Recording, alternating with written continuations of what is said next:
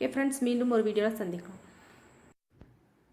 மாஷா designs channel பக்கத்தில் சப்ஸ்கிரைப்னு red கலரில் ஒரு பட்டன் இருக்கும், அதை கிளிக் பண்ணிக்கோங்க. அதை கிளிக் பண்ணிவிட்டு பெல் சிம்பிள் இருக்கும், அதையும் கிளிக் பண்ணிக்கோங்க. நான் புதுசாக ஏதாவது வீடியோ போடும்போது உங்களுக்கு நோட்டிஃபிகேஷன் பாரில் தெரிய வரும்.